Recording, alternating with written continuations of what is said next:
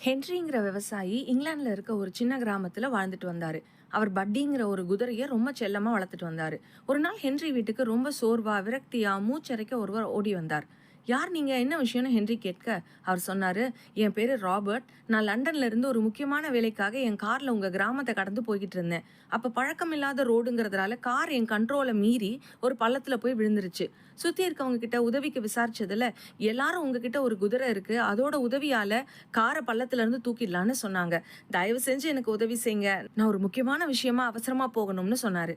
Henry கொஞ்ச நேரம் யோசிச்சுட்டு, சரி வாங்க ட்ரை பண்ணலான்னு தன்னோட பட்டியை கூப்பிட்டுக்கிட்டு ராபர்ட் கூட கார் விழுந்த இடத்துக்கு போனாரு. ஹென்றி முதல்ல பள்ளத்தோட ஆழம், காரோட சைஸ் இதெல்லாம் பார்த்து மனசுலயே ஏதோ கால்குலேட் பண்ணாரு. அப்புறம் சில கயிறுகளை கொண்டு வந்து அதை குதிரையிலையும் கார்லையும் கட்டினாரு. ப்ரிப்பரேட்டரி வேலை எல்லாம் முடிச்சுட்டு கொஞ்ச நேரம் அமைதியா நின்றுட்டு இருந்தாரு.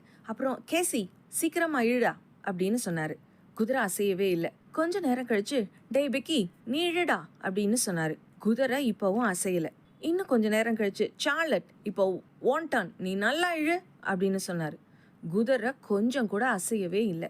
கடைசியா ஹென்றி, டேய் பட்டி செல்லக்குட்டி, இப்ப நீ வந்து இழுடா, வேலையை முடிச்சிடலாம் அப்படின்னு சொன்னாரு. உடனே குதிரை வேகமா தன்னால முடிஞ்ச மட்டும் கஷ்டப்பட்டு இழுத்து காரை மேலே கொண்டு வந்துருச்சு.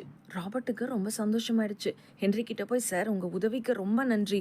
ஆனா எனக்கு ஒண்ணு மட்டும் புரியல. உங்க குதிரை பேரு பட்டி, ஏன் 3 முறை அதை வேற வேற பேரு சொல்லி கூப்பிட்டீங்கன்னு புரியலன்னு கேட்டாரு. அப்ப சிரிச்சுக்கிட்டே ஹென்றி சொன்னாரு, என் செல்ல பட்டி ரொம்ப நல்லவன், ஆனா அவனுக்கு 2 கண்ணும் தெரியாது. பட்டி மட்டும் இந்த பள்ளத்துல இருந்து காரை இழுக்கிறது கொஞ்சம் கஷ்டமான வேலைன்னு எனக்கு தோணுச்சு. தான் மட்டும் காரை இழுக்கிறதா பட்டி நினைச்சா அவனால அந்த வேலையை செஞ்சு முடிக்க முடியாது. அதனால தான் கேசி, பெக்கி, சார்லட்னு வேற 3 குதிரைகள் பட்டி கூட சேர்ந்து இழுக்கிற மாதிரி அவனுக்கு ஒரு நம்பிக்கையை கொடுத்தேன்.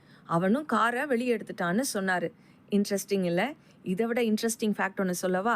கண்ணு தெரியாத ஒரு குதிரை தன் கூட இன்னும் 3 குதிரைங்க இருக்குங்கிற ஒரு தைரியத்துல முடியாத ஒரு விஷயத்தையே முடிச்சு காமிச்சிருச்சு. அதே போலதான் நம்ம கூடயும் பிதா, குமாரன், பரிசுத்த ஆவிங்கிற திரியேக தேவன் இருக்கிறாரு.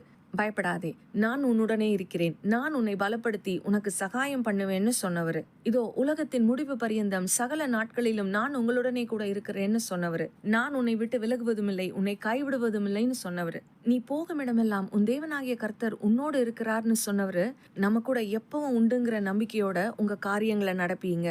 முடியாததை முடிய வைப்பீங்க. சாத்தியமில்லாததை சாத்தியமாக்குவீங்க. எவ்வளவு பெரிய பள்ளத்துல இருந்தாலும் மீண்டு வருவீங்க. உங்க முன்னாடி எவ்வளவு பெரிய தடை மலை போல இருந்தாலும் அதை உடைச்சு முன்னேறி போவீங்க. உங்கள் நினைவிற்கு மறுபடியும் சொல்றேன், அவர் எப்பொழுதும் நம்மோடு கூட தான் இருக்கிறார். ஆமென்.